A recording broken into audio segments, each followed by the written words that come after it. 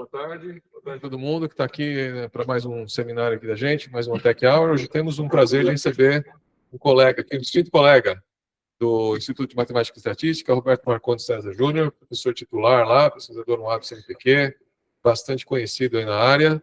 Vai falar um pouquinho sobre o trabalho dele, que, aliás, é muito relacionado ao nosso centro, porque ele lidera aqui, junto com os colegas Roberto Hirata e Minirato, um laboratório aqui ao lado, o ML Vision, certo? Que tem financiamento bastante grande. Ele vai falar um pouquinho sobre os projetos que acontecem lá.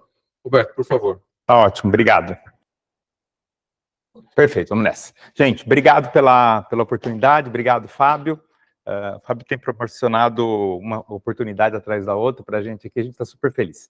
Então, eu vou tentar resumir, quanto tempo eu tenho? 40 minutos? Isso tem? Bom. Passar rapidamente em algumas linhas de pesquisa do que a gente vem desenvolvendo aqui no laboratório. Nada vai muito em detalhe a fundo, para quem está ouvindo aqui, para quem está ouvindo em casa, mas eu estou pronto a discutir detalhes caso vocês queiram. Então, aqui é mais panorama do que está acontecendo do que qualquer outra coisa, e vocês vão ver que tem bastante coisa, tem algum resultado antigo para poder mostrar a história, e a maior parte são coisas grandes. Vocês e vocês de casa são parte de um experimento de inteligência artificial que está acontecendo agora, porque eu preciso escrever um artigo sobre isso, para a revista A Lanterna, que é a revista da Academia Brasileira de Engenharia, sobre IA e aplicações urbanas. E, como sempre, eu estou em cima da hora para entregar esse artigo. Então, o que vai acontecer é que eu estou me gravando, além da lapela aqui da transmissão, tem a minha lapela que está plugada ali no meu celular, e eu estou me gravando. Depois eu vou rodar um speech to text e vou usar alguma LLM para tentar me ajudar a escrever esse artigo a partir da minha apresentação. Isso significa que, se vocês tiverem sugestões ou perguntas que possam complementar, no mínimo vocês vão aparecer nos agradecimentos desse artigo que eu tenho que entregar em breve. Vamos ver o que acontece com isso daí. Então, tá bom. Eu tenho feito bastante visão computacional para resolver problemas de infraestrutura, análise de informática urbana, né? Deixa eu falar, o Fábio mencionou a questão do nosso projeto, principalmente para quem está acompanhando de longe ou que não faz parte do projeto. Então, a gente tem essa iniciativa, aqui é o Laboratório de Visão Computacional, que está ali atrás. A gente trabalha, os dois grupos principais são aqui o IME, o Roberto Hirata e a Nina, mais eu mesmo, e mais o grupo liderado pelo Thiago Pardo, lá no ICMC. É um projeto financiado pelo MCTI, pela Softex, com apoio da Motorola. É um projeto razoavelmente grande, vocês estão vendo alguns números. Eu não vou entrar em detalhes, mas se alguém quiser falar sobre ele hoje ou depois, vai ser um prazer. Então, é um projeto que é inerentemente multimodal. Tem visão computacional e tem NLP, e cada vez mais coisas acontecendo de maneira integrada. Esse projeto está com 1 ano e meio de vida, mais ou menos, tá bom? Mas vamos falar, bom, aqui está falando do nosso laboratório, a gente tem coisas ligadas a treinamento, a letramento de IA, para usar a palavra que as pessoas gostam de usar hoje em dia. A gente criou um curso que foi ministrado no começo de 2024, né, em maio. Hoje a gente já bateu a Madonna, já bateu o Menudo, está com 160 mil, isso aqui já é antigo já, está com 160 mil visualizações no YouTube. Um dos interesses pessoais meu de pesquisa, então, diz respeito a aplicar visão computacional e aprendizado de máquina para resolver problemas de cidades, problemas urbanos, grande parte problemas de pedestres. Então, me interessa muito a vida dos pedestres, vocês vão ver que vai acontecer isso aqui, nesses projetos todos, eles têm esses elementos. Me interessa bastante resolver problema de cabo a rabo, significa desde a parte do sensor. Então, desde a parte do problema em si, urbano, entender, e para isso a gente trabalha com economista, com pessoal de urbanismo, essas coisas todas que entendem de cidade, aí entender o problema, modelar o problema, projetar sensor para capturar dados e depois usar aprendizado de máquina para resolver, produzir dados, para produzir conhecimento, ajudar as pessoas que fazem planejamento urbano a tomar boas decisões.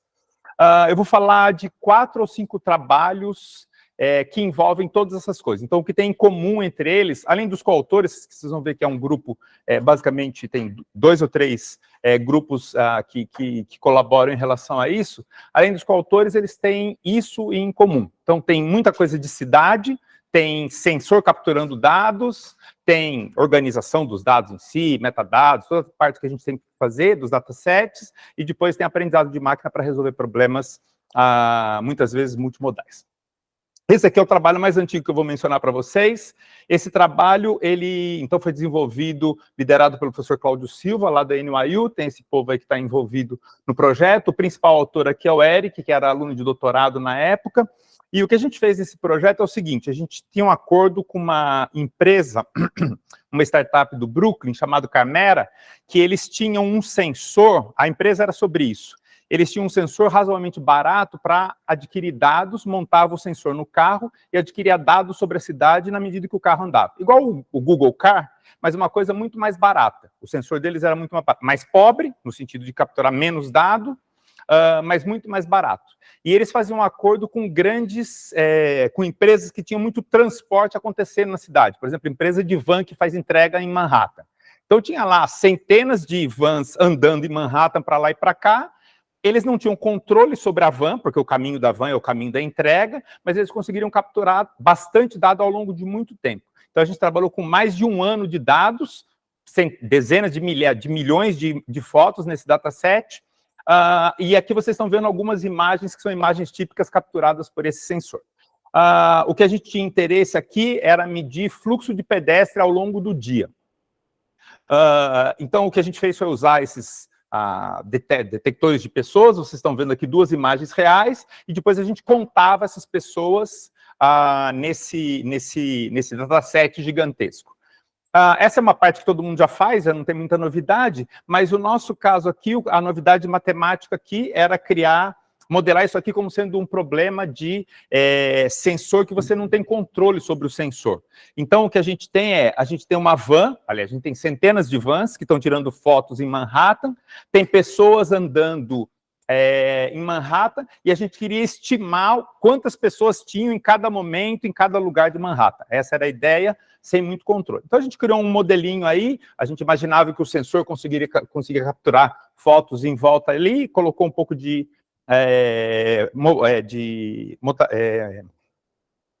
modelagem de erro, né, porque tem erro acontecendo e tudo mais, e com isso a gente conseguia fazer essa estimação em larga escala. Então, o vídeo que vocês vão ver aqui, vai passar daqui a pouquinho, entra numa parte interessante, a gente conseguia, para Manhattan inteiro, ao longo do dia, dos diferentes dias da semana, fazer uma estimação de quantas pessoas tinham lá naquele lugar de Manhattan.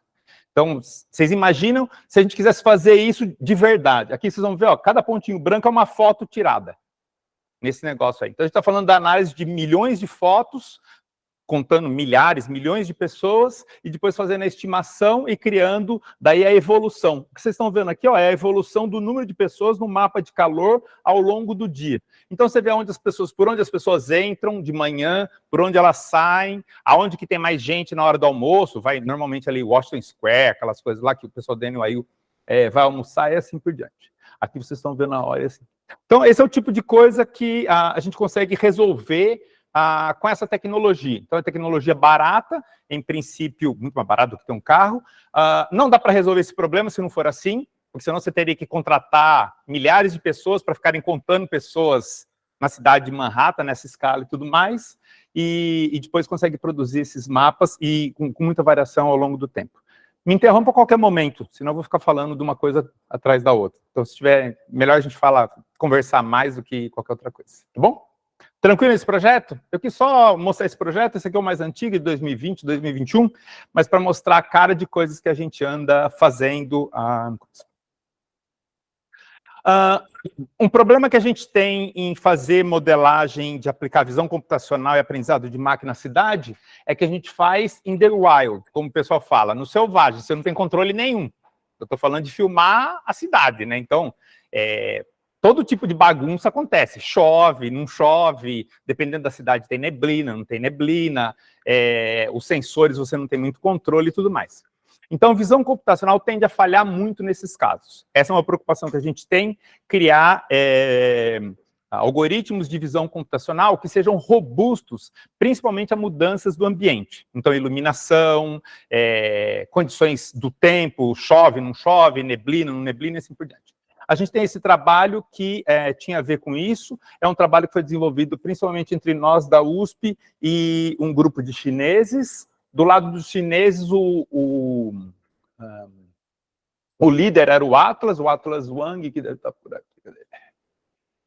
Aqui, o Zhang Yang. O Atlas Wang, que hoje é professor em Texas, Austin, e depois tem mais umas outras pessoas lá da China.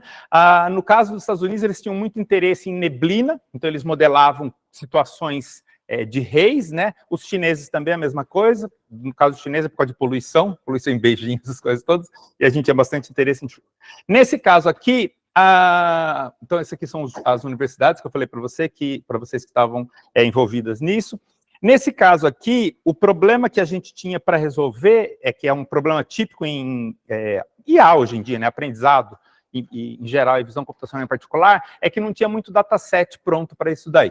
Então, há 3, 4 anos atrás, quando a gente desenvolveu isso, grande parte do foco do trabalho foi desenvolver dataset, para poder treinar os algoritmos. A gente tinha até algumas coisas novas, mas o maior foco era, na verdade, em estruturar o que era um bom dataset para isso. Aqui vocês estão vendo uma imagem em que os algoritmos de visão tendem a falhar porque está chovendo, né? Está todo afeto isso daí.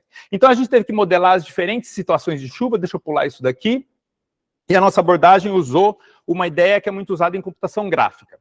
Em computação gráfica, os algoritmos mais antigos, eles modelavam um ambiente de chuva como sendo um ambiente sem chuva mais chuva.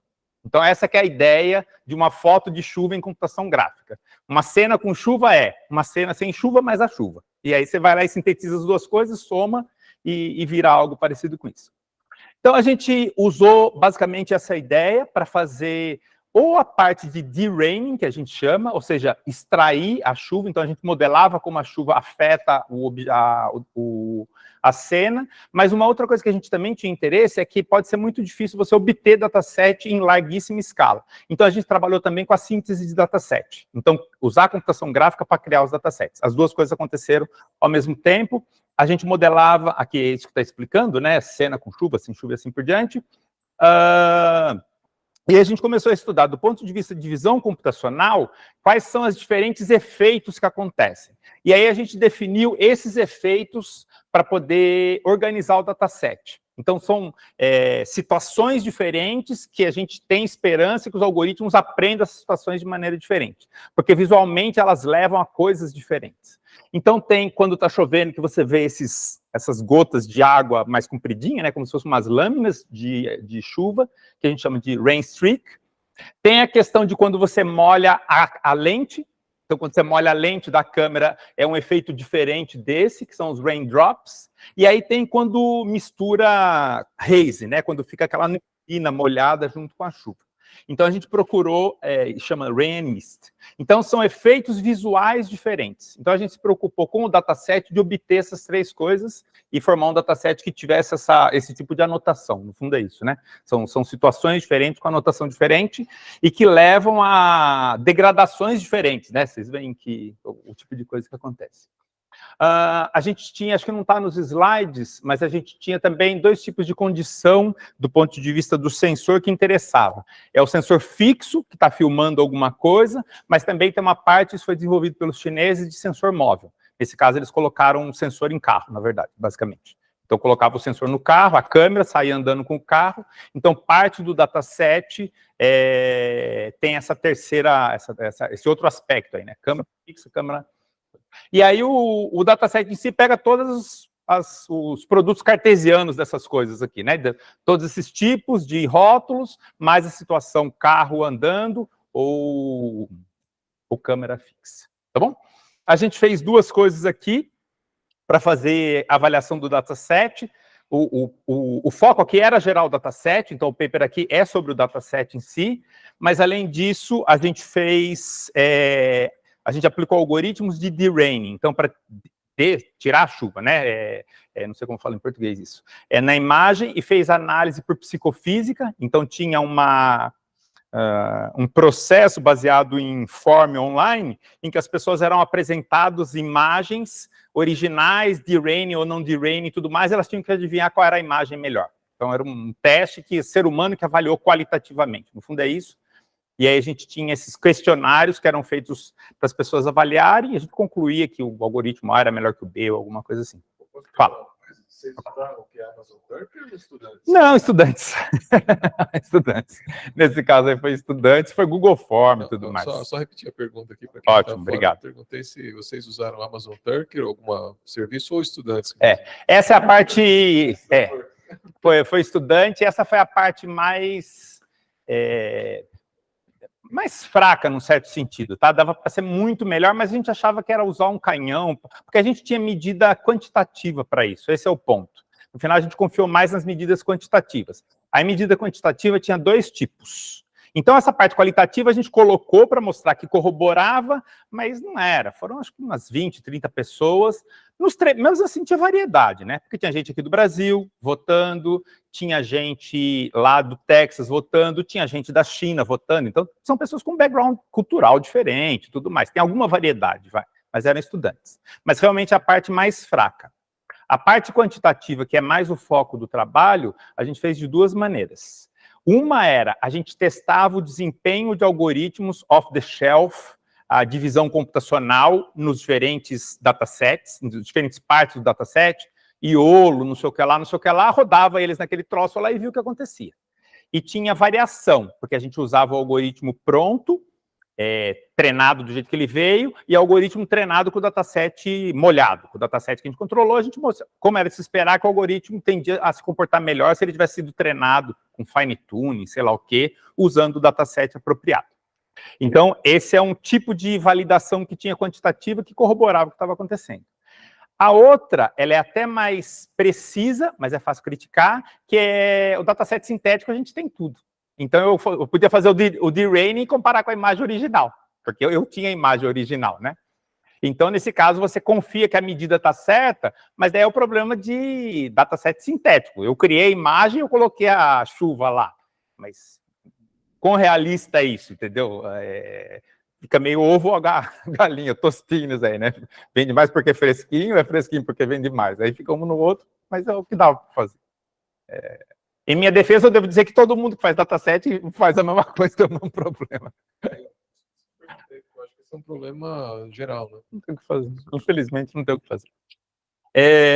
Mas é isso. Então, esse foi um projeto que a gente gostou bastante. O artigo hoje, acho que tem feito um bom sucesso, as pessoas têm gostado, aplicado em outras coisas, porque tem essas condições que nos interessam, por exemplo, no Brasil, chuva, mas tem neve, que degrada desempenho de algoritmo, tem o entardecer, quando a iluminação começa a mudar bastante, tem, eu falei, neblina, essas coisas todas acontecem. E se a gente quer que o algoritmo de divisão funcione na rua, tem que passar por isso, porque em todo lugar do mundo neva, ou em todo lugar, quer dizer, tem neve, tem chuva, tem essas coisas todas, tá? Então é um tipo de preocupação que a gente tem, que a gente chama de Extreme Weather Conditions. Eu vou falar de um outro projeto daqui a pouco para vocês sobre isso daí. Então, fazer o algoritmo de divisão de machine learning funcionar nessas situações. Aí tem outras imagens disso, depois se vocês quiserem a gente volta, que eu não queria tomar muito tempo nisso. Deixa eu ver se eu consigo mudar. Tá ótimo. Agora eu vou falar de outro tipo de sensor, imagem de satélite, agora eu vou começar a falar de pedestre. Tudo que eu falei até agora, tem um... eu esqueci de trazer um colete, mas depois eu vou pegar para vocês olharem aqui. Tem um problema que... Um problema não, mas tem um aspecto que é meio um problema para a gente que se interessa em resolver problemas para pedestres, que esses datasets todos, eles são como a gente chama de car-centric, ou seja, quem está com o sensor é um carro. E o ponto de vista do carro é diferente do ponto de vista de um pedestre, tá certo? Então, se a gente quer modelar coisas para ser útil para pedestres, tem que começar a se preocupar com o pedestre aonde o pedestre está. Então, você treina, e a gente sabe, machine learning depende de onde você treinou, de onde veio o dataset. Então, você treinou o dataset para carro, ele vai funcionar melhor para carro. Vai funcionar, não vai ser tão bom para se você quer resolver problemas de pedestre. Então, a gente começou a fazer cada vez mais coisas focadas no ambiente do pedestre. Nesse caso aqui, é um trabalho que foi liderado principalmente pela Marian. A Marian fez doutorado com o Cláudio, hoje ela é pós-doc lá no MIT, e esse foi o principal foco do trabalho da Marian. Agora ela está no MIT trabalhando com o Andres. E aqui era o seguinte, a gente queria resolver o problema de construir um mapa confiável da rede de calçadas de uma cidade. Porque aí você fala assim, mas isso é fácil, porque quando eu olho o Google Street View, eu vejo a calçada marcadinha lá assim. Não é assim, não tem. Se eu quiser treinar, em particular, assim, até com Manhattan tem, porque a prefeitura de Nova York produz essas coisas.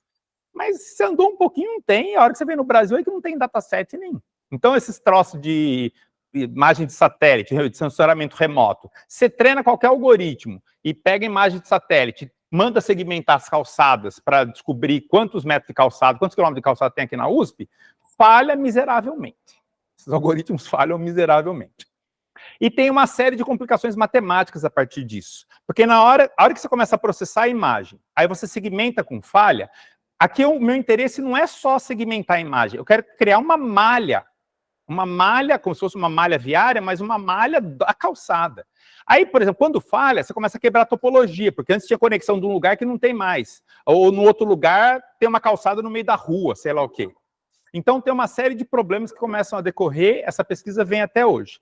Esse paper aqui foi quando a gente lançou, então a Mari liderou o sistema que ela implementou, e aqui tem algumas imagens para vocês entenderem o que eu estou falando. Então, o nosso caso as imagens são imagens de satélite, tem uma série de coisas do ponto de vista de sensoramento remoto que a gente tem que lidar, tem o fato que a Terra não é... Bom, tem gente que acha que é, mas a Terra não é plana, então você tem que ortorretificar a Terra, essas coisas todas acontecem na hora que você vai aplicar os algoritmos, imaginando que que é flat, né, que aquela região é chata e que a calçada é chata, é flat nesse sentido. Então tem uma série de coisas de processamento de imagem, sensoramento remoto tem que acontecer, mas o nosso interesse é conseguir segmentar as calçadas, aí tendo segmentado as calçadas, extrair o que a gente chama de uma rede. Então, uma rede, aqui está ainda no mundo geométrico, né? São pontos e um plano, alguma coisa assim, conectados, e depois, em algum momento, vira uma coisa que é um grafo. E esse grafo que ele carrega os problemas que você vai herdando daqui. Então, você tem problema de topologia, por exemplo, se tem uma calçada daqui até na esquina, mas você perdeu alguma coisa no caminho, você perdeu um canto, você perdeu uma calçada, você perdeu alguma coisa. Então, se você está interessado em medir, por exemplo, quantos quilômetros o pedestre anda, você vai acabar sendo afetado por isso. Deixa eu dar um exemplo concreto disso e daqui a pouco do que eu vou falar da qualidade da calçada. Minha mãe tem 80 anos, ela gosta de caminhar, mas toda vez que ela vai andar na rua lá em Pindamonhangaba, que é onde eu moro, eu me preocupo um pouco com o que vai acontecer com ela, porque se ela pede para o Google, ela não pede, mas se ela pedisse para o Google traçar uma rota de um lugar para o outro, o Google vai traçar uma rota baseado nos dados que ele tem de carro. Porque é uma rota de carro, vai minimizar o número de quilômetros, qualquer coisa assim. O que não é a melhor função custo para minha mãe. Minha mãe não quer andar menos, e ela nem quer chegar mais rápido. Pelo contrário, ela quer ter uma caminhada agradável e segura. Ela quer chegar no supermercado, fazer uma compra e voltar. Então, esse é o tipo de aplicação que esses datasets podem ser úteis. Os nossos amigos economistas, a Mari é economista, ela diz o seguinte, olha, para você criar um dataset para sua mãe, é diferente de você criar um dataset, por exemplo, para uma pessoa sedentária que deseja começar a caminhar ou deseja começar a correr na rua. Essa pessoa tem uma outra coisa que você quer otimizar para essa pessoa. E é diferente para a pessoa que faz commuting todo dia, que vai para o trabalho e volta todo dia. Aqui em São Paulo são milhões de pessoas que andam um pouco na calçada todos os dias. Então a gente começou a se preocupar com esses problemas. Nesse caso aqui, então a gente desenvolveu um método para gerar o tal do grafo. Tem uma série de problemas aqui que eu mencionei, a gente pode voltar depois se vocês quiserem. E aqui é o resultado que a gente obtém. Perdão que eu sei que está pequenininho, mas aqui essa terceira aqui é a tal da malha sobreposta lá em Manhattan. Aqui a gente tinha datasets da cidade de Nova York que nos ajudaram enormemente para treinar os modelos, desde a parte de segmentação, filtragem e tudo mais. Ainda tem problema de topologia aqui.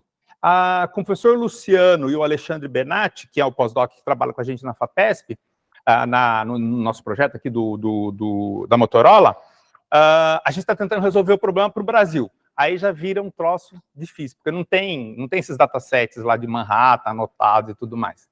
Então foi o que eu falei, os algoritmos falham miseravelmente na hora que você quer obter.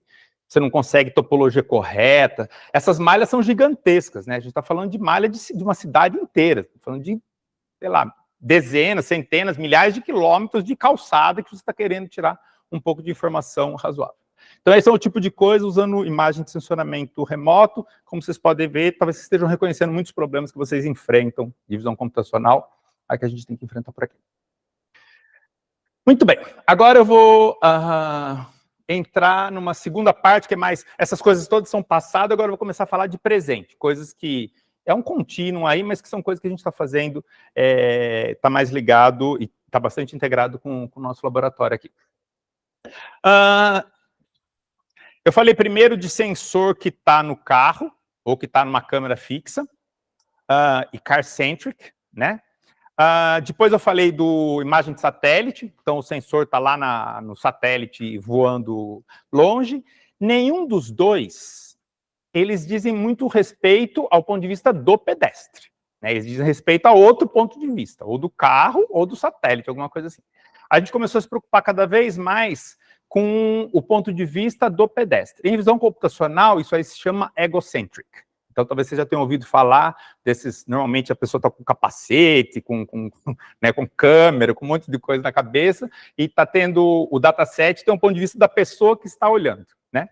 A gente começou a se preocupar com isso, justamente para resolver problemas de pedestres, e aí a gente bolou esse sensor, que é isso que eu queria mostrar para vocês, daqui a pouco eu pego lá dentro. Que ele tem uma foto daqui a pouco, esse aqui é o paper que a gente acabou de escrever, que descreve essa ideia, esse trabalho, de novo... deixa eu ver se eu consigo voltar aqui. Consigo. O Rafael é pós-doc do projeto, aqui do projeto Motorola. Os outros aqui são coautores, o Fábio Miranda e a Mari, vocês já encontraram, o Fábio é lá do Universidade de Illinois, Chicago, e a Marian está no MIT, e eu mesmo. Então esse é o grupo que está tratando isso daí. E agora, é isso que a gente tem interesse, ó. Esse é o tipo de fenômeno que nos interessa, que é um fenômeno mais ligado à vida do pedestre, certo? Nós que caminhamos, tá aqui, é o que a gente enfrenta.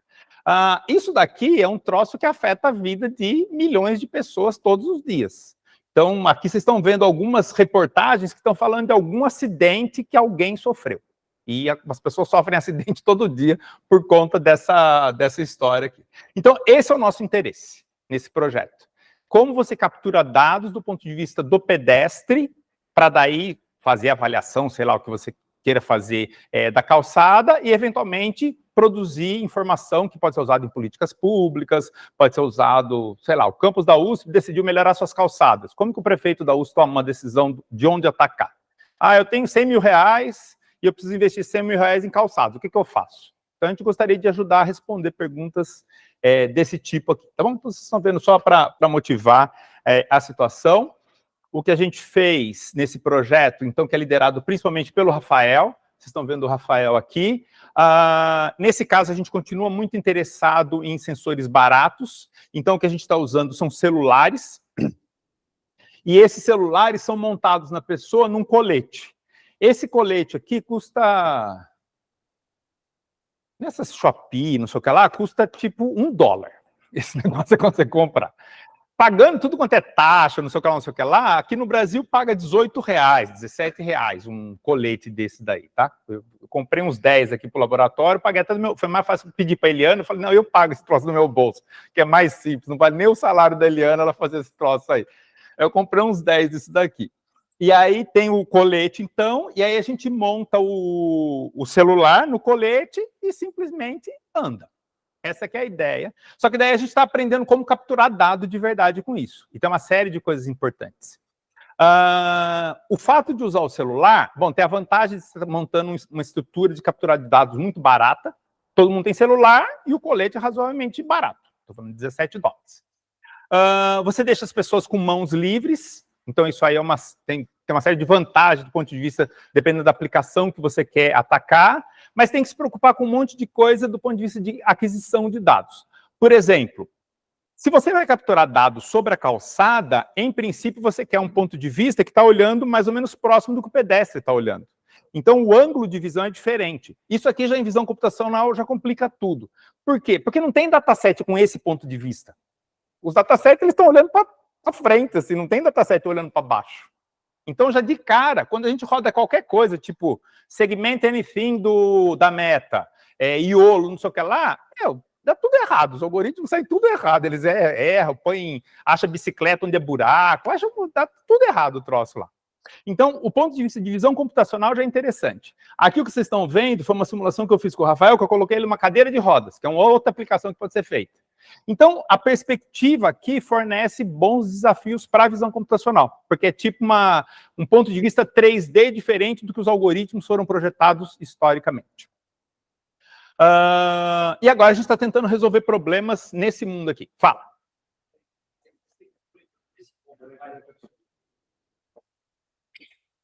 Coletando desse ponto de vista aí, o negócio falou, a gente tem datasets que coletam muito do ponto de vista do carro. Isso. Né? E agora você coleta do ponto de vista do pedestre. Isso. Mas, se você treinar nesse dataset como está aí, tudo que não for desse ponto de vista vai ser out of distribution. É afetado. Né? E, então, a minha pergunta é, como que seria a aplicação fim? Tá. A aplicação fim, nesse caso aqui, é fazer caracterização da estrutura física das calçadas. Então, eu quero achar buraco, eu quero achar... Tem aqueles... Eu não lembro o nome, eu já vi várias vezes, mas esqueci. A estrutura para o deficiente visual, para o cego, aqueles canaletinhas que a pessoa pode sentir com tato. Se tem rampa para cadeirante. Então, caracterizar a estrutura física, por isso que eu chamo de estrutura física da cidade. Eu brinquei com o pessoal da Academia Brasileira de Engenharia, que eu falei assim, olha, a cidade é o seguinte, cidade menos pessoas igual a engenharia, porque se você tirar as pessoas, só sobra o que a engenharia construiu, né? Sobra prédio, sobra essas coisas. Então, eu estou caracterizando isso, basicamente. Caracterizando onde tem luz, tem essas coisas assim, parte física. Isso aí vai indo cada vez mais longe em coisas que a gente não imaginava. Por exemplo, o material. O material é super importante de como foi construído. Porque o material, por exemplo, absorve calor de maneira diferente, retém calor de maneira diferente. Se eu estou pensando na minha mãe, o conforto térmico da minha mãe é importante. Então, aonde ela anda, aonde ela fica parada e tudo mais, o material vai influenciar o que ela vai sentir. Se é um material que retém mais calor, talvez não é porque 6 horas da tarde baixou o sol que aquilo lá está mais fresquinho. Talvez não esteja mais fresquinho. Então, reconhecer o material que foi construído, a estrutura, é um aspecto importante. Então, eu falei de aspectos de físico, né? Aspectos de segurança. Tem faixa de pedestre? Não tem faixa de pedestre? Tem árvore que a pessoa tem que andar na rua e depois voltar na rua? E assim por diante. Então, são essas coisas que a gente se interessa aqui. O nosso trabalho é mais matemática computacional. A gente quer um algoritmo de visão que funcione. Eu estou falando das possíveis aplicações. A gente gostaria de criar, por exemplo, índice de conforto. Dá para eu criar um índice de conforto para a pessoa tomar decisão e agora eu quero otimizar o caminho que o Waze me dá ou o Google Street me dá com base no conforto que a pessoa vai ter. Tem a questão de ser agradável. Tem mais verde no caminho que aquela pessoa está indo? Tem questões que dependem do local. No Brasil, a gente tende a caminhar procurando sombra, porque o sol nos esmaga. Se você for em Manhattan, é ao contrário. As pessoas fogem da sombra e procuram sol, principalmente se você estiver falando do inverno, de situações mais frias. Então, isso daí implica em uma dependência da localidade. Quer dizer, o que está procurando sombra ou sol depende de onde você está, depende do clima e tudo mais. Essas são as coisas que a gente interessa fazer. Tá? Então, em princípio, não é para uma pessoa, para um carro andar. Por enquanto é isso. Talvez possa ser usado para isso, porque tem câmeras que têm esse ponto de vista, tá? A Tesla, por exemplo, tem, acho que tem dois, pelo que a gente olhou, tem uns 2 modelos da Tesla que tem a câmera olhando parecido com o que a gente olha. A câmera está olhando para baixo mesmo assim. Não são todas, essas coisas são muito fechadas, né? A gente olhou com base em notícias de jornal. Mas que tem a câmera que está olhando para o chão mesmo, está olhando para aquele troço. Então, esse é o tipo de aplicação. Como eu gosto de piada nerd, eu posso falar para vocês também que eu falei da visão computacional é o egocentric, né? Como o nosso colete está aqui, nós somos brasileiros, a gente diz que esse aqui é heart-centric, porque a gente é mais sentimentos, é menos razão e mais sentimentos. Então, o nosso sistema heart-centric que o Rafael obtém aqui. Só para começar a concluir essa parte aqui, a última parte, tá? É o que eu queria contar para vocês. O celular, inerentemente, é um sistema de sensor multimodal. Aí tem um monte de coisa que a gente consegue capturar, uma grande vantagem dessa abordagem. Então, a gente obtém dado de todos os sensores que estiverem montados lá, acelerômetro, giroscópio, magnetômetro, assim por diante, GPS, as condições do celular, bateria do celular, condição de temperatura, blá, blá, blá, blá, blá, vídeo, áudio, GPS, então a gente consegue obter essas coisas todas. O Rafael, no trabalho dele, ele está montando a infraestrutura toda. Então, a gente tem um aplicativo, que já está na loja do Android, a gente tem Jupyter Notebook no GitHub, que já tem data loader, que consegue carregar o dataset, consegue fazer visualização, fazer exploração visual, tem um monte de coisa acontecendo. E a gente já tem pacote Python que você pode instalar e começar a programar a sua aplicação com aquele dado. Uma das coisas que a gente gostaria de fazer é transformar isso daqui em uma ferramenta para comunidades. É uma das coisas. Tem um cara da Universidade do Tennessee que trabalha com o Fábio, que a área dele é como você cria tecnologia para, usando um termo da moda, empoderar as pessoas, empoderar a comunidade. Então, imagine que você mora numa vizinhança lá e você quer criar um caso sobre a situação ruim da sua vizinhança em relação a calçadas. E a gente gostaria de ter um sistema que a pessoa convida os amigos dele lá, amigos do bairro, põe os coletinhos, capturam os dados, plugam no nosso sistema, sai um PDF do outro lado mostrando a condição. Então a pessoa não precisa fazer nada. Já sai um PDF com relatório dizendo aonde tem problema, quantos % de problema tem, quais são as principais, aonde a árvore quebrou, onde tem buraco, onde não sei o que, não sei o que lá. Então seria um negócio que, em princípio, eles não precisam nem da gente. Imagina só que maravilha. Você pega, entrega, o cara baixa o aplicativo, põe um coletinho, manda lá 10, 15 pessoas andar em volta, faz o upload do dado, sai o PDF do outro lado que ele manda para o prefeito. Ah, beleza, né? Então, a gente tem interesse por isso, isso aí tem um monte de coisa de pesquisa sobre usabilidade de tecnologia. Então, tem que ser simples, porque você criar uma coisa muito sofisticada, as pessoas não vão usar, tem toda essa parte que não somos nós que fazemos, mas tem gente interessada em fazer isso daí. Beleza? Vou falar do estudo de caso que a gente está fazendo para concluir. A gente se preocupou, o paper que a gente está escrevendo, que sai disso daqui, a gente se preocupou com a seguinte situação. Então, uma aplicação prática disso. Imagina pessoas que vão a hospitais importantes. Então, a gente pegou alguns hospitais grandes em São Paulo, Jundiaí, Santos, Boston, e agora tem esse rapaz adquirindo lá no Tennessee também, esse colega do Fábio. Então, a gente imaginava o seguinte, HC. Então, o HC tem um monte de gente que vai lá porque tem problema de saúde, certo? E tem um monte de gente que vai via transporte público. Então, o que é razoável imaginar? A pessoa pega um ônibus, desce na Dr. Arnaldo, caminha até o hospital. Então, o caminho dela é esse. Então, a gente fez o quê? A gente pegou esses hospitais, mapeou os transportes públicos que tem num raio de, não sei o que, acho que o Rafael colocou, ele não falou, mas acho que 500 metros, alguma coisa assim, mapeou todos os pontos de transporte público em volta, pediu para o Google traçar a rota. Aí a gente foi lá e obteve o dado com essa rota. Então, o nosso dataset é esse. A gente usou o Google para definir os trajetos, colocou o colete, fez exatamente o caminho, esse é o dataset que está sendo formado. Então, você consegue ver qual é a realidade das pessoas que pegam um ônibus ou metrô para ir no HC. E aí tem um monte de gente que vai de muleta, tem gente que vai... tem algum problema de mobilidade, tem gente que vai de cadeira de rodas e assim por diante. Então, esse é o dataset que a gente fez. Aqui, ó, eu empurrando o Rafael numa rua do lado do HC. Aqui o acelerômetro que... Vou falar bonitinho, mas é uma tristeza, né? Mas o acelerômetro mostrando a condição que o cadeirante tem que passar, essas coisas todas. Beleza? Então, esse é o tipo de aplicação que a gente consegue, por exemplo, desenvolver com essa tecnologia. E agora eu acho que eu vou acelerar um pouco aqui. Aqui só está falando das características que eu já falei para vocês. Vou pular.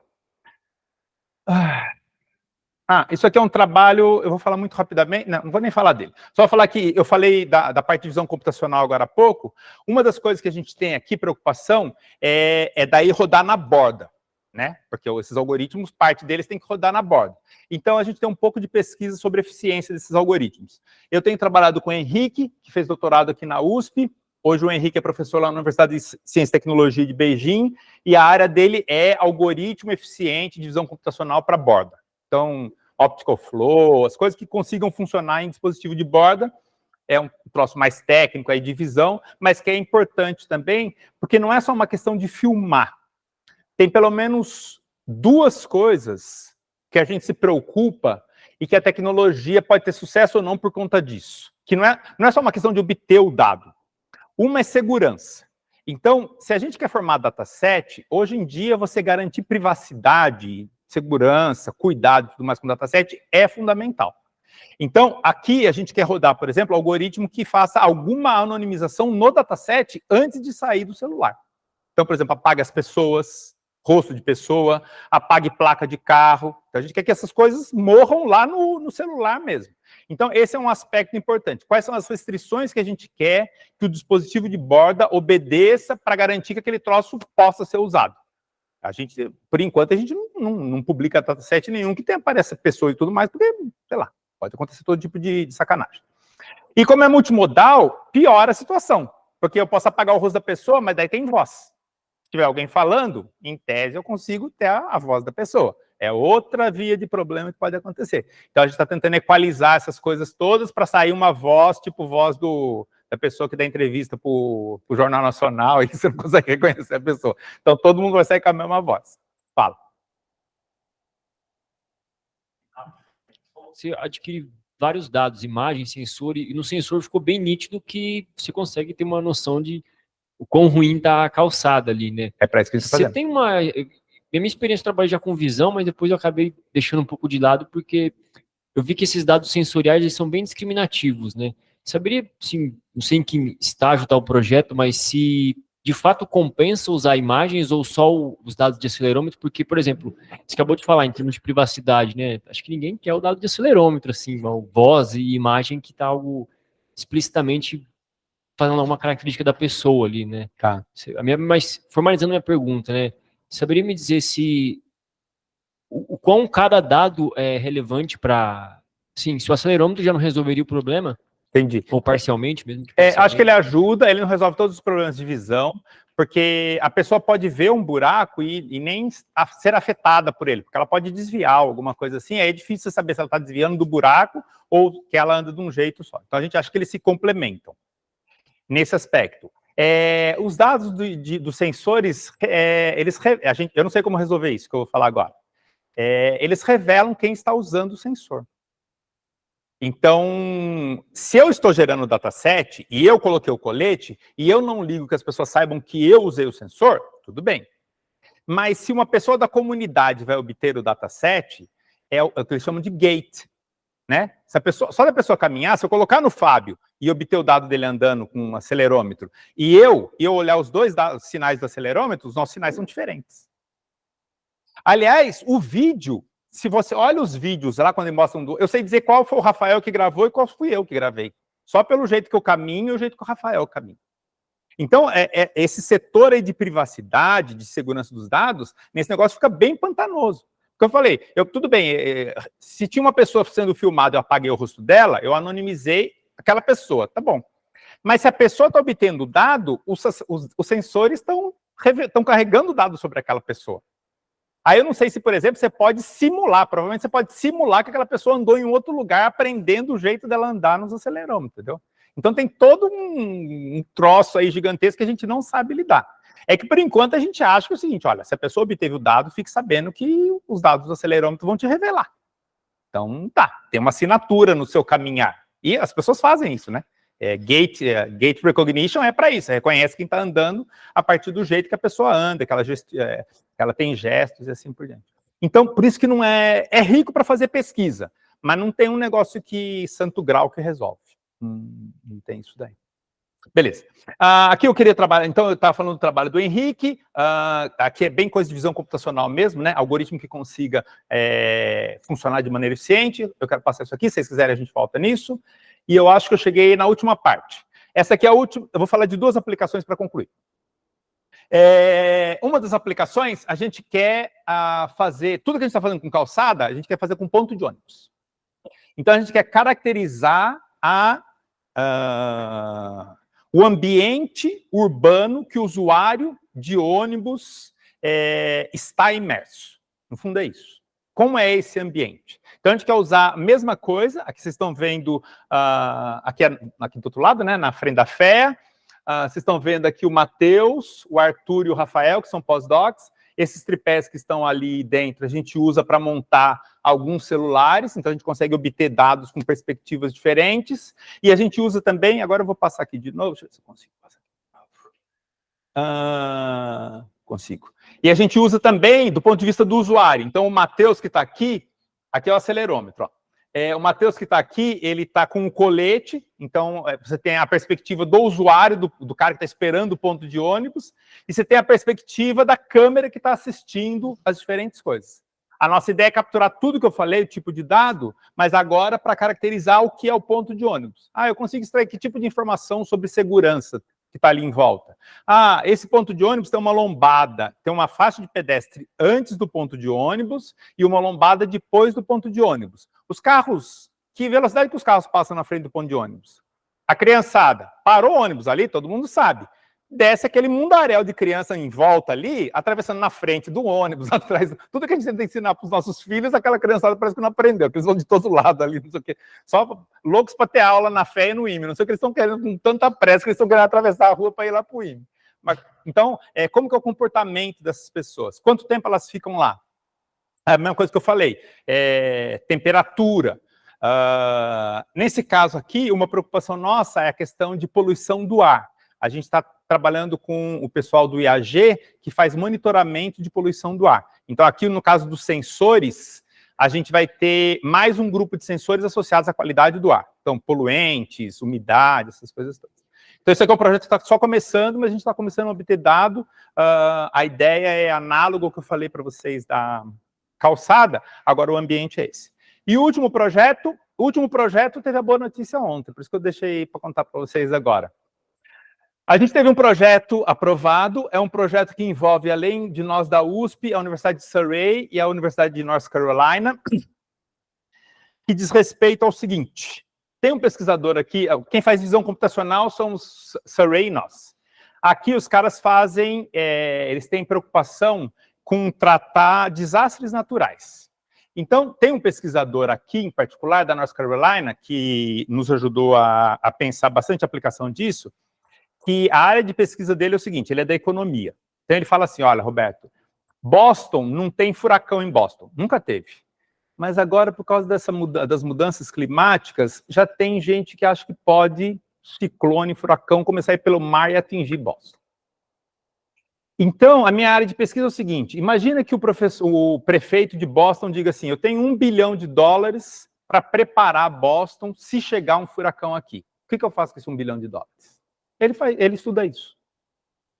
Ele quer estudar como preparar, você tem que alocar tanto em segurar a ponte, tanto em treinamento de equipe, tanto nisso, tanto naquilo, tanto em rota de não sei o que lá. Essa é a área de pesquisa, ele modela esse tipo de coisa. E o que ele falou para a gente, se eu tiver dados sobre o que aconteceu imediatamente depois de um acidente, esse dado vale ouro para a gente. Então eu queria saber, aconteceu a enchente no Rio Grande do Sul? Se as pessoas estivessem usando nosso colete, esse dado ia valer ouro para ele. Se alguém pudesse sair, só de sair e olhar o que está acontecendo ali em volta para tentar ajudar. Então, esse projeto é sobre isso. Então, no contexto de mudanças climáticas, como que você cria uma metodologia para ter um sensor que vai obter dado, mas que vai obter dado de um desastre que aconteceu? Um desastre por causa dessas mudanças, de um desastre, sei lá, inundação, furacão, queimada, essas coisas que estão acontecendo cada vez mais. Então, é uma aplicação diferente. Não sei se vocês assistiram esse filme, Twister, a primeira, e agora tem o segundo, né? Eu brinquei que não tem o fulano lá que quer soltar os sensores que ficam andando dentro do furacão, é isso que a gente quer fazer aqui. Só que o nosso vai ser o heart-centric, vai ser a pessoa monta o coletinho, sai andando e a gente já consegue obter dado do que está acontecendo. É isso. Eu queria parar agora, demorei acho que 45 minutos, alguma coisa assim. Obrigado.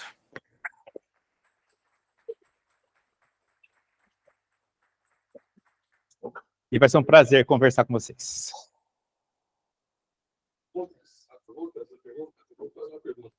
Por favor. Então, você falou de um monte de aplicações super interessantes. Deixa eu te dizer que faz tempo que eu não estudo muito divisão computacional. Uma coisa que eu estudei no tempo atrás. No meu tempo, o que eu estudei era Kenny Operator.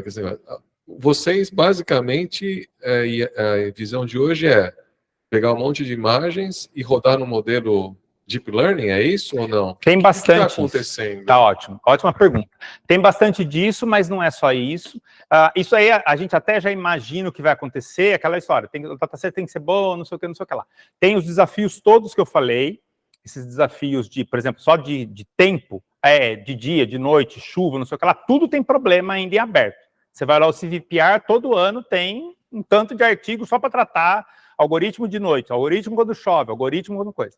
Então, tem vários vários casos, várias situações que visão falha miseravelmente quando você vai lá para fora. Tem esse aspecto. Aí tem o aspecto do sensor. Se eu quero rodar no celular, os celulares são dispositivos pessoais. Você não quer que nada saia de lá, tem essas coisas todas. Então, isso é toda uma outra área de visão computacional. Tem a parte de edge, no sentido que garantir segurança, garantir anonimização, garantir não sei o que lá, garantir não sei o que lá. Isso aí. Tem a questão de eficiência. Então, esses algoritmos, tá bom, eu posso usar, posso perguntar para o ChatGPT, mas se não tiver acesso à internet, eu pergunto o quê para o ChatGPT, entendeu? Não dá para perguntar nada, né? E se acontecer um desastre natural, não dá para você perguntar nada para ninguém. O dispositivo tem que se virar lá sem ter contato com a nuvem, sem ter coisa toda. Então, isso aí é toda uma outra frente. Tem muito de visão computacional que você consegue explorar características físicas, ou da cena, ou do dispositivo. E aí vira modelagem matemática. Você pode até colocar num sistema desse, se quiser fazer, por exemplo, physics-based qualquer coisa. Eu quero treinar uma rede, mas eu quero usar o fato que o dado usa uma câmera XPTO14 e que o ruído é não sei o que lá, aditivo não sei das quantas. E com distribuição de Rayleigh. Então tem uma parte de modelagem matemática que dá para você fazer nesse caso. Então isso aí é legal, porque daí você tem que entender a parte física e não é só uma questão de você projetar o dataset. E quando o problema é simples, eu uso muito SVM ainda, uso muito Kani, uso essas coisas todas. É um troço que funciona super bem. Quer dizer, não tem por que abandonar isso. Muito pelo contrário, a gente usa direto isso daí. A minha pergunta, então, acho que você respondeu. Quer dizer, você tem todos esses datasets, não é porque você vai jogar tudo isso dentro de um mega modelo neural lá. Você vai usar o dataset para fazer os experimentos talvez mais tradicionais também. Né? Experimento para fazer validação. E quando a gente está projetando o dataset, tem uma parte de modelagem, você aprende. A parte de deraining é um bom exemplo disso. Você tem que entender que, olha, tem imagem que a chuva está caindo desse jeito, então o risco que está acontecendo tem um ângulo, alguma coisa assim. Agora, tem o fenômeno da gota que grudou na lente. Então, eu acho que a formação do dataset, isso eu tenho que falar bastante com os meus alunos, a formação do dataset é fundamental.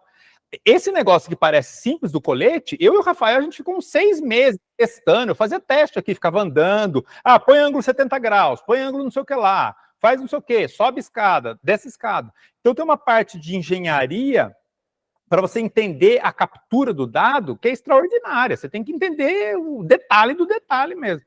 Nesse sentido, essa abordagem que você falou, que é bem canônica, ela é mais uma ferramenta, mas o problema era o que eu fazia antes. Antes eu pensava em SVM, agora eu penso nisso, mas eu continuo quem é o sensor, qual é a captura, quantas bandas eu tenho, e eu não estou nem falando da parte multimodal, que daí vira uma outra troço, né, cabeludo do ponto de vista matemático e tudo mais. Acho que tem pano para manga de todas as áreas. Tem perguntas remotas, na verdade, aí. Oba. Talvez não sei quem foi o primeiro, se foi o Osório ou o Osório. Osório, primeiro, Osório. Vocês estão me ouvindo? Tá. Sim. Boa tarde, então. Parabéns, Marcondes, pelo excelente trabalho, fantástico, com aplicação. Né? Eu acho que a visão é uma área que tem muito ainda para oferecer, porque a gente está justamente agora chegando no nível em que as coisas estão dando resultados práticos bem mais interessantes, né? Como você bem apresentou aí.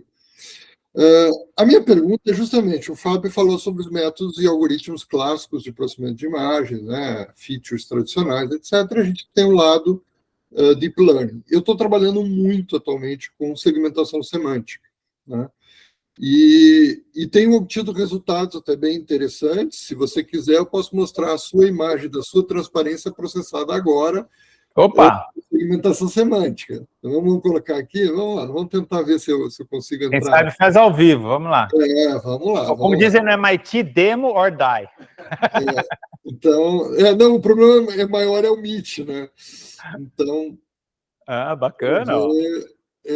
Entrou. Aí tá. Você reconhece essa imagem, ela estava no seu slide. Né? Muito bom. E eu usei o SAM, né? O SAM da própria Facebook, você citou, inclusive, né? Da Meta Facebook. E a gente percebe que ele tem uma segmentação semântica muito interessante. Né? Então, eu estou trabalhando muito com essa questão de segmentação semântica, porque os métodos clássicos são excelentes. Né? Porém, se você pegar certas cenas, são extremamente difíceis de serem segmentadas, né? Isso aqui eu também fiz agora, tá? Você me perdoa que eu estava olhando a apresentação e ao mesmo tempo brincando com segmentação. Eu fiz agora. Baixei o vídeo, baixei o vídeo, cortei ele e segmentei. Aí você vê que, assim, os métodos de deep learning, como sempre, né, machine learning faz quase milagres, né? Para estar brincando aqui enquanto você está fazendo uma apresentação e resolvendo alguns problemas. Claro, tem problema de custo computacional, tem problema os mais variados possíveis, né, tempo real, etc. Mas aí vem a questão, como é que você está? Você está pensando em ir para a segmentação semântica? Vocês estão usando isso? A questão também de que o mundo é tridimensional, então hoje em dia tem o mono to depth, né, de pegar a profundidade a partir de imagens mono. Eu queria justamente aproveitar, né, já que a gente está aqui reunido, saber como é que está aí as perspectivas. Eu estou apostando em visão 3D, profundidade, que é uma coisa muito importante, e em segmentação semântica. Essa é a minha aposta, 100%. Eu queria saber como é que está nessa questão dos projetos de vocês em relação a isso. Obrigado, Fernando. Super bom ponto. A gente usa bastante, usa o SAM, usa essas coisas todas. Tem os desafios que você falou, a questão de poder de processamento e tudo mais. Não sei se o Rafael está online, não sei se o Rafael está online. Rafael, está aí? Estou por aqui. Ô, Rafael, fala um pouquinho aí do que a gente está enfrentando de segmentação semântica no dataset, porque a gente está tendo... Está testando algumas coisas, algo funciona, algo não é isso? Existe uma particularidade dos nossos vídeos, que como eles estão à altura do peito da pessoa, eles acabam carregando a movimentação da pessoa. Então, a estabilidade do vídeo tem atrapalhado a segmentação. Tá? A gente não se aprofundou ainda nisso, e é o que a gente pretende fazer nos próximos momentos, tá? Mas, de fato, a gente vê com bons olhos, sim, na segmentação, usando o SAM, por exemplo. Tá, aí a minha pergunta é a seguinte, já encaixando só, vocês testaram o SAM 2? Segmentando, enfim, 2? Porque ele é para vídeo. E em vídeo ele é incrível, porque ele pega até a oclusão, o objeto some, reaparece, você continua traqueando. Porque ele é justamente, se você tem problema no SAM, que o SAM 1 é por imagem, aí você tinha que fazer o sequenciamento. O SAM 2 não, ele assume que tem um vídeo, e ele assume que há uma movimentação, e ele está rastreando, né, aqueles objetos semânticos. E eu acredito que a fusão do SAM com outras técnicas, né, porque você pode juntar a imagem segmentada com o SAM, mas com outros tipos de técnicas, né? Detecção por cor, outras coisas. Então, assim, é uma aposta minha, e aí se um dia a gente quiser ir e puder fazer algum trabalho conjunto, estamos à disposição. Nossa, vai ser ótimo, Fernando. Então, eu acho que a resposta é sim, a gente está usando essas coisas, sim, a gente está testando, sim, a gente tem prós e cons. Quer dizer, tem algumas coisas que funcionam, outras coisas que a gente está tentando pensar. Deixa eu passar uma última pergunta aqui, o tempo está esgotando, a gente tem um café aí pela frente, então eu vou passar uma última pergunta para o Zal, que está com a mão levantada. Zal, por favor.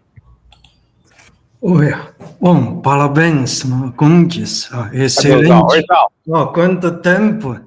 Pois é. Excelente. Aí a minha pergunta, curiosidade é esse processamento de sinais multimodais.